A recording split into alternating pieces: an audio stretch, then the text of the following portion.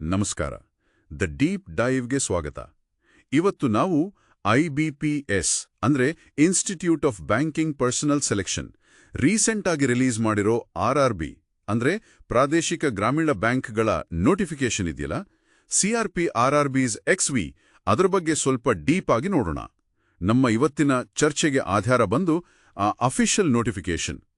ಇದರ ಮುಖ್ಯ ಉದ್ದೇಶ ಏನು ಅಂದ್ರೆ ಗ್ರೂಪ್ ಎ ಆಫೀಸರ್ಸ್ ಸ್ಕೇಲ್ 1, 2, 3 ಮತ್ತೆ group B office assistant multipurpose ಪೋಸ್ಟ್ಗಳಿಗೆ ಅಪ್ಲೈ ಮಾಡೋರಿಗೆ ಬೇಕಾದ ಇನ್ಫಾರ್ಮೇಷನ್, ಇಂಪಾರ್ಟೆಂಟ್ ಡೇಟ್ಸ್ ಆಮೇಲೆ ಎಲಿಜಿಬಿಲಿಟಿ ಬಗ್ಗೆ ಕ್ಲಿಯರ್ ಮಾಡೋದು.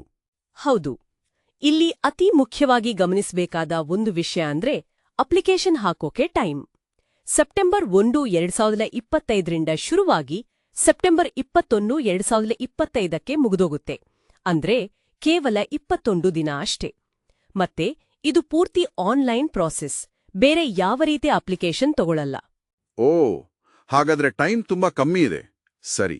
ನೋಟಿಫಿಕೇಶನ್ ಪ್ರಕಾರ ಆಫೀಸ್ ಅಸಿಸ್ಟೆಂಟ್ ಮತ್ತೆ ಆಫೀಸರ್ ಸ್ಕೇಲ್ 1 ಪೋಸ್ಟ್ಗಳಿಗೆ 2 ಸ್ಟೇಜ್ ಎಕ್ಸಾಮ್ಸ್ ಇರುತ್ತಲ್ವಾ, ಪ್ರಿಲಿಮ್ಸ್ ಮತ್ತೆ ಮೇನ್ಸ್? ಹೌದು, ಆಫೀಸ್ ಅಸಿಸ್ಟೆಂಟ್ ಮತ್ತೆ ಸ್ಕೇಲ್ 1ಗೆ ಪ್ರಿಲಿಮಿನರಿ ಒಂದು ಸ್ಕ್ರೀನಿಂಗ್ ಟೆಸ್ಟ್ ತರ. ಅದರಲ್ಲಿ ಪಾಸಾದವರು ಮೇನ್ ಎಕ್ಸಾಮ್ ಬರೀಬೇಕು.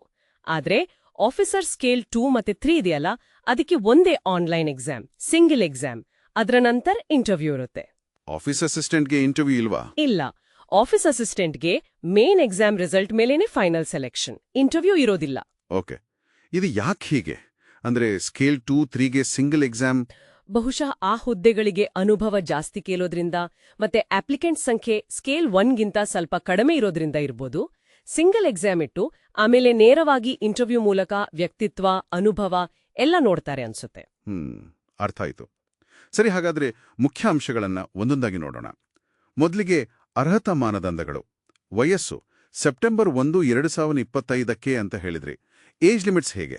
ಆಫೀಸ್ ಅಸಿಸ್ಟೆಂಟ್ಗೆ 18ರಿಂದ 28, ಆಫೀಸರ್ ಸ್ಕೇಲ್ 1ಗೆ 18ರಿಂದ 30, ಸ್ಕೇಲ್ 2ಗೆ 21ರಿಂದ 32 ವರ್ಷ ಮತ್ತೆ ಸ್ಕೇಲ್ 3ಗೆ 21ರಿಂದ 40 ವರ್ಷ ವಯಸ್ಸು. ಎಂದಿನಂತೆಯೇ SC, ST, OBC, PWBD candidates ಮತ್ತೆ ಎಕ್ಸ್ ಸರ್ವಿಸ್ ಮೆನ್ಗೆ ಏಜ್ ರಿಲ್ಯಾಕ್ಸೇಷನ್ ಇದ್ದೇ ಇರುತ್ತೆ. ಅಧಿಸೂಚನೆಯಲ್ಲಿ ಅದರ ಡೀಟೇಲ್ಸ್ ಇದೆ. ಸರಿ, ಇನ್ನು ಎಜುಕೇಷನಲ್ ಕ್ವಾಲಿಫಿಕೇಶನ್, ಇದು ತುಂಬಾ ಮುಖ್ಯ ಅಲ್ವಾ? ಖಂಡಿತ. ಜನರಲ್ ಆಗಿ ಹೇಳೋದಾದ್ರೆ ಯಾವುದೇ ಬ್ಯಾಚುಲರ್ಸ್ ಡಿಗ್ರಿ ಸಾಕು, ರೆಕಗ್ನೈಸ್ಡ್ ಯೂನಿವರ್ಸಿಟಿಯಿಂದ. ಆದ್ರೆ ಕೆಲವು ಸ್ಪೆಷಲಿಸ್ಟ್ ಆಫೀಸರ್ ಪೋಸ್ಟ್ಗಳು ಇವೆ. ಉದಾಹರಣೆಗೆ IT officer, law officer, agriculture officer, ಇವುಗಳಿಗೆ ಸ್ಪೆಸಿಫಿಕ್ ಡಿಗ್ರಿ ಬೇಕು. ಜೊತೆಗೆ ಕೆಲವಕ್ಕೆ ಎಕ್ಸ್ಪೀರಿಯನ್ಸ್ ಕೂಡ ಕೇಳಿದ್ದಾರೆ.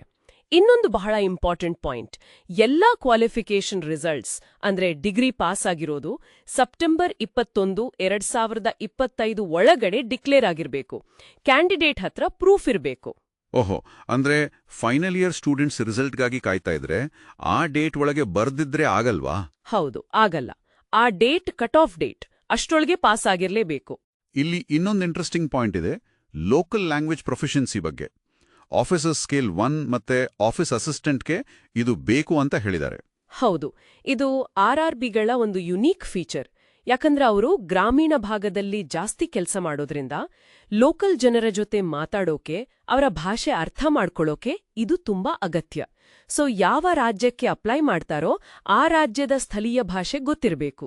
ಗೊತ್ತಿಲ್ಲ ಅಂದ್ರೆ ಸೆಲೆಕ್ಟ್ ಆದ್ಮೇಲೆ ಸ್ವಲ್ಪ ಟೈಮ್ ಕೊಡ್ತಾರೆ, ಅಷ್ಟರಲ್ಲಿ ಕಲಿಬೇಕು. ಸರಿ, ಇದು ಒಳ್ಳೆ ವಿಷಯನೇ. ಮುಂದೆ ಅಪ್ಲಿಕೇಶನ್ ಮತ್ತೆ ಎಕ್ಸಾಮ್ ಪ್ರೊಸೆಸ್ ಬಗ್ಗೆ. ಫೀಸ್ ಎಷ್ಟು? ಫೀಸ್ ಬಂದ್ಬಿಟ್ಟು SC, ST, PWBD ಮತ್ತೆ ESM ಕ್ಯಾಂಡಿಡೇಟ್ಸ್, ಅದರಲ್ಲೂ ಆಫೀಸ್ ಅಸಿಸ್ಟೆಂಟ್ಗೆ ಮಾತ್ರ ESMಗೆ 175 ರೂಪಾಯಿ. ಇದು GST ಸೇರಿ. ಬೇರೆ ಎಲ್ಲರಿಗೂ ಅಂದ್ರೆ ಜನರಲ್, OBC, EWSಗೆ 850 ರೂಪಾಯಿ GST ಸೇರಿ. ಪೇಮೆಂಟ್ ಪೂರ್ತಿ ಆನ್ಲೈನ್ನಲ್ಲೇ ಮಾಡಬೇಕು. ಓಕೆ, ಅಪ್ಲೈ ಮಾಡಿದ್ಮೇಲೆ ಏನಾದ್ರೂ ತಪ್ಪು ಮಾಡಿದ್ರೆ ಸರಿ ಮಾಡೋಕೆ ಚಾನ್ಸ್ ಇರುತ್ತಾ? ಒಂದು ಎಡಿಟ್ ವಿಂಡೋ ಓಪನ್ ಮಾಡ್ತಾರೆ ರಿಜಿಸ್ಟ್ರೇಷನ್ ಮುಗಿದ್ಮೇಲೆ.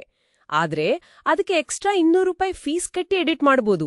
ಆದ್ರೆ ಒಂದು ಕಂಡೀಷನ್, ಬೇಸಿಕ್ ಡೀಟೇಲ್ಸ್ ಅಂತಾರಲ್ಲ, ಅಂದ್ರೆ ಹೆಸರು, ಇಮೇಲ್ ID, ಯಾವ ಪೋಸ್ಟಿಗೆ ಅಪ್ಲೈ ಮಾಡಿದ್ದು, ಇಂಥವನ್ನ ಚೇಂಜ್ ಮಾಡೋದಕ್ಕಾಗಲ್ಲ. ಓಹೋ, ಹಾಗಾದ್ರೆ ಮೊದಲೇ ಹುಷಾರಾಗಿ ಫಿಲ್ ಮಾಡಬೇಕು. ಸಣ್ಣ ತಪ್ಪಾದ್ರೂ ಕಷ್ಟ. ಖಂಡಿತ. ಅದಕ್ಕೋಸ್ಕರನೇ ಅಪ್ಲೈ ಮಾಡೋ ಮುಂಚೆ ನೋಟಿಫಿಕೇಶನ್ ಪೂರ್ತಿ ಓದ್ಕೊಂಡು ಎಲ್ಲಾ ಡಾಕ್ಯುಮೆಂಟ್ಸ್ ರೆಡಿ ಇಟ್ಕೊಂಡು ಕೂರೋದು ಬೆಸ್ಟ್. ಸರಿ, ಪರೀಕ್ಷೆ ಬಗ್ಗೆ ಹೇಳೋದಾದ್ರೆ ಆಬ್ಜೆಕ್ಟಿವ್ ಟೈಪ್ ಕ್ವೆಶ್ಚನ್ಸ್ ಅಲ್ವಾ, ನೆಗೆಟಿವ್ ಮಾರ್ಕಿಂಗ್ ಇರುತ್ತಾ? ಹೌದು, ಪೂರ್ತಿ objective type, multiple choice questions, ಆಮೇಲೆ ನೆಗೆಟಿವ್ ಮಾರ್ಕಿಂಗ್ ಇದೆ. ಪ್ರತಿ ತಪ್ಪು ಉತ್ತರಕ್ಕೆ ಆ ಪ್ರಶ್ನೆಗೆ ಎಷ್ಟು ಮಾರ್ಕ್ಸ್ ಇರುತ್ತೋ ಅದರ 1/4 ಅಂದ್ರೆ 0.25 ಮಾರ್ಕ್ಸ್ ಕಟ್ಟಾಗತ್ತೆ. ಅಯ್ಯೋ, ಹಾಗಾದ್ರೆ ಗೆಸ್ ವರ್ಕ್ ಮಾಡೋದು ರಿಸ್ಕಿ. ಹೌದು, ಅಕ್ಯುರಸಿ ಕೂಡ ಮುಖ್ಯ ಆಗತ್ತೆ. ಜೊತೆಗೆ ಪ್ರತಿ ಸೆಕ್ಷನಲ್ಲೂ ಮಿನಿಮಮ್ ಕಟ್ ಆಫ್ ಸ್ಕೋರ್ ತೆಗಿಬೇಕು, ಮತ್ತೆ ಓವರ್ ಆಲ್ ಕಟ್ ಆಫ್ ಕೂಡ ಕ್ಲಿಯರ್ ಮಾಡಬೇಕು. ಪರೀಕ್ಷೆ ಯಾವ ಭಾಷೆಗಳಲ್ಲಿರುತ್ತೆ? ಇದು ಒಂದು ಒಳ್ಳೆ ಪಾಯಿಂಟ್. ಎಕ್ಸಾಮ್ಸ್ ಇಂಗ್ಲಿಷ್, ಹಿಂದಿ ಜೊತೆಗೆ ಆಯಾ ರಾಜ್ಯದ ಸ್ಥಳೀಯ ಭಾಷೆಗಳಲ್ಲೂ ಇರುತ್ತೆ. ಉದಾಹರಣೆಗೆ ಕರ್ನಾಟಕದಲ್ಲಿ ಅಪ್ಲೈ ಮಾಡೋರು ಇಂಗ್ಲಿಷ್, ಹಿಂದಿ, ಕನ್ನಡ ಮತ್ತೆ ಕೊಂಕಣಿಯಲ್ಲೂ ಬರೀಬಹುದು. ಓ, ಇದು ತುಂಬಾ ಅನುಕೂಲಕರ ಅಲ್ವಾ? ನಮ್ಮ ಭಾಷೆಯಲ್ಲೇ ಪರೀಕ್ಷೆ ಬರೆಯೋಕೆ ಅವಕಾಶ ಇದ್ರೆ? ಖಂಡಿತ. ಇದರಿಂದ ಲೋಕಲ್ ಟ್ಯಾಲೆಂಟ್ಗೆ ಒಳ್ಳೆ ಅವಕಾಶ ಸಿಗುತ್ತೆ. ಅಪ್ಲಿಕೇಶನ್ ಹಾಕುವಾಗಲೇ ಯಾವ ಮೀಡಿಯಂ ಬೇಕು ಅಂತ ಸೆಲೆಕ್ಟ್ ಮಾಡ್ಕೋಬೇಕು. ಸರಿ, ಇನ್ನು ಬೇರೆ ಮುಖ್ಯವಾದ ವಿಷಯಗಳು, ಐಡೆಂಟಿಟಿ ವೆರಿಫಿಕೇಶನ್ ಬಗ್ಗೆ ಏನಾದ್ರೂ ಇದೆಯಾ? ಹೌದು, ಎಕ್ಸಾಮ್ ಹಾಲ್ಗೆ ಹೋಗುವಾಗ ಮತ್ತೆ ಇಂಟರ್ವ್ಯೂವಿದ್ರೆ ಅದಕ್ಕೂ ಒಂದು valid photo ID card original ಮತ್ತೆ ಅದರ ಒಂದು ಜೆರಾಕ್ಸ್ ಕಾಪಿ ತಗೊಂಡು ಹೋಗ್ಬೇಕು.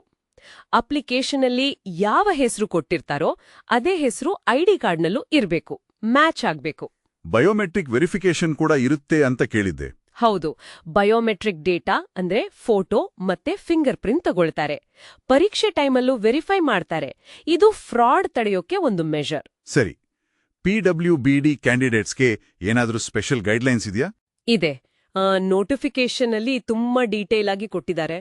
ರಿಸರ್ವೇಷನ್ ಬಗ್ಗೆ, ಸ್ಕ್ರೈಬ್ ಫೆಸಿಲಿಟಿ ಬಗ್ಗೆ, ಅವರಿಗೆ ಬೇಕಾದ ಕಾಂಪೆನ್ಸೇಟರಿ ಟೈಮ್ ಬಗ್ಗೆ, ಎಲ್ಲದರ ಬಗ್ಗೆನೂ ಸ್ಪಷ್ಟವಾದ ರೂಲ್ಸ್ ಇದೆ. ಜೊತೆಗೆ ಇನ್ನೊಂದು ಮುಖ್ಯವಾದ ಎಚ್ಚರಿಕೆ ಕೂಡ ಕೊಟ್ಟಿದ್ದಾರೆ. ಈ ಪರೀಕ್ಷೆಗಳಲ್ಲಿ ಯಾವುದೇ ರೀತಿಯ ಅಕ್ರಮ, ನಕಲು ಮಾಡೋದು ಕಂಡುಬಂದ್ರೆ the public examinations prevention of unfair means act 2024 ಪ್ರಕಾರ ಕಠಿಣ ಕ್ರಮ ತಗೊಳ್ತಾರೆ ಅಂತ. ಓ, ಅಂದ್ರೆ ಪರೀಕ್ಷಾ ಪ್ರಕ್ರಿಯೆಯ ಪಾವಿತ್ರತೆಯನ್ನ ಕಾಪಾಡೋಕೆ ಸರ್ಕಾರ ತುಂಬಾ ಸ್ಟ್ರಿಕ್ಟ್ ಆಗಿದೆ. ಖಂಡಿತ. ಇದು ಎಲ್ಲರಿಗೂ ಸಮಾನ ಅವಕಾಶ ಕೊಡೋಕೆ ಅಗತ್ಯ ಕೂಡ. ಆಯ್ತು, ಫೈನಲ್ ಸೆಲೆಕ್ಷನ್ ಆದ್ಮೇಲೆ ಪೋಸ್ಟಿಂಗ್ ಹೇಗೆ? ಪ್ರಾವಿಷನಲ್ ಅಲಾಟ್ಮೆಂಟ್ ಬಗ್ಗೆ ಹೇಳಿದ್ರಿ. ಹೌದು, ಎಕ್ಸಾಮ್ಸ್, ಇಂಟರ್ವ್ಯೂ ಅನ್ವಯವಾದ್ರೆ ಎಲ್ಲ ಮುಗಿದ್ಮೇಲೆ ಮೆರಿಟ್ ಲಿಸ್ಟ್ ಮತ್ತೆ ಕ್ಯಾಂಡಿಡೇಟ್ ಕೊಟ್ಟಿರೋ ಪ್ರಿಫರೆನ್ಸ್ ಆಧಾರದ ಮೇಲೆ ಯಾವ ಬ್ಯಾಂಕ್ನಲ್ಲಿ ಪೋಸ್ಟಿಂಗ್ ಅಂತ ತಾತ್ಕಾಲಿಕವಾಗಿ ಅಲಾಟ್ ಮಾಡ್ತಾರೆ. ಆಮೇಲೆ ಇನ್ನೊಂದು ವಿಷಯ ಗಮನ ಸೆಳೆತು, ಜಾಯ್ನಿಂಗ್ ಟೈಮಲ್ಲಿ ಉತ್ತಮ ಕ್ರೆಡಿಟ್ ಹಿಸ್ಟ್ರಿ ಇರಬೇಕು ಅಂತಾನೂ ಮೆನ್ಷನ್ ಆಗಿದೆ. ಇದರ ಅರ್ಥ ಏನು? ಇದು ಸ್ವಲ್ಪ ಹೊಸ ವಿಷಯ ಅನಿಸ್ಬೋದು. ಅಂದ್ರೆ ಬಹುಶಃ ಬ್ಯಾಂಕ್ನಲ್ಲಿ ಕೆಲಸ ಮಾಡೋರಿಗೆ ಫೈನಾನ್ಷಿಯಲ್ ಡಿಸಿಪ್ಲಿನ್ ಇರಬೇಕು ಅನ್ನೋ ನಿರೀಕ್ಷೆ ಇರ್ಬೋದು. ಸಿಬಿಲ್ ಸ್ಕೋರ್ ಅಥವಾ ಕ್ರೆಡಿಟ್ ರಿಪೋರ್ಟ್ ಚೆನ್ನಾಗಿಲ್ಲ ಅಂದ್ರೆ ಅದು ನೆಗೆಟಿವ್ ಆಗಿ ಪರಿಗಣಿಸಬಹುದು. ಹೌದಾ? ಇದು ಗಮನಿಸಬೇಕಾದ ಅಂಶ. ಹಾಗಾದ್ರೆ ಒಟ್ಟಾರೆಯಾಗಿ ಹೇಳೋದಾದ್ರೆ ಈ IBPS RRB ನೇಮಕಾತಿ ಪ್ರಕ್ರಿಯೆ ಸ್ಟೆಪ್ ಬೈ ಸ್ಟೆಪ್ ಕ್ಲಿಯರ್ ಆಗಿದ್ರೂ ಕ್ಯಾಂಡಿಡೇಟ್ಸ್ ಪ್ರತಿಯೊಂದು ಹಂತದಲ್ಲೂ ತುಂಬಾ ಕೇರ್ಫುಲ್ ಆಗಿರಬೇಕು. ಎಲಿಜಿಬಿಲಿಟಿ ಚೆಕ್ ಮಾಡ್ಕೊಳ್ಳೋದು, ಡಾಕ್ಯುಮೆಂಟ್ಸ್ ರೆಡಿ ಇಟ್ಕೊಳ್ಳೋದು, ಡೆಡ್ಲೈನ್ಸ್ ಮಿಸ್ ಮಾಡದೇ ಇರೋದು, ಇದೆಲ್ಲ ತುಂಬಾ ಕ್ರಿಟಿಕಲ್. ಖಂಡಿತವಾಗಿಯೂ.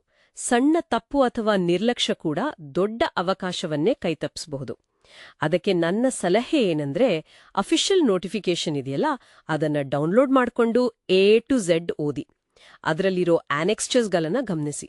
ಖಾಲಿ ಹುದ್ದೆಗಳ ಪಟ್ಟಿ annexure I, exam centres annexure 2, document scan ಮಾಡೋ ಗೈಡ್ಲೈನ್ಸ್ ಆನೆಕ್ಸ್ಚರ್ 3 ಎಲ್ಲವೂ ಅದರಲ್ಲೇ ಇರುತ್ತೆ. ಸರಿ, ಈ ಆಳವಾದ ನೋಟ ನಮ್ಮ ಕೇಳುಗರಿಗೆ, ವಿಶೇಷವಾಗಿ ಅರ್ಜಿ ಸಲ್ಲಿಸೋರಿಗೆ ಸಹಾಯ ಆಗಿದೆ ಅಂತ ಭಾವಿಸ್ತೇನೆ. ಈಗ ಕೊನೆಯದಾಗಿ ಒಂದು ಪ್ರಶ್ನೆ ಚಿಂತನೆಗೆ ಬಿಡ್ತಾ ಇದ್ದೀನಿ. ಈ ಪ್ರಾದೇಶಿಕ ಗ್ರಾಮೀಣ ಬ್ಯಾಂಕ್ಗಳು ನೇಮಕಾತಿಯಲ್ಲಿ ಸ್ಥಳೀಯ ಭಾಷೆಯ ಪ್ರಾವೀಣ್ಯತೆ ಮತ್ತು ಈ ಹೊಸದಾಗಿ ಬಂದಿರೋ ಕ್ರೆಡಿಟ್ ಹಿಸ್ಟ್ರಿ ಚೆಕ್ ಮಾಡೋ ಮಾನದಂಡಗಳನ್ನು ಸೇರಿಸ್ತಾ ಇರೋದ್ರಿಂದ ತಮ್ಮ ಬ್ಯಾಂಕಿನ ವರ್ಕ್ಫೋರ್ಸ್ನ ಸ್ವರೂಪವನ್ನ ಮತ್ತು ಸ್ಥಳೀಯ ಸಮುದಾಯಗಳ ಜೊತೆಗಿನ ತಮ್ಮ ಫಿನಾನ್ಷಿಯಲ್ ಇಂಟಿಗ್ರೇಷನ್ ಅನ್ನ ಯಾವ ರೀತಿ ರೂಪಿಸೋಕೆ ಪ್ರಯತ್ನ ಮಾಡ್ತಾ ಇರಬಹುದು, ಇದರ ಬಗ್ಗೆ ಸ್ವಲ್ಪ ಯೋಚಿಸಿ.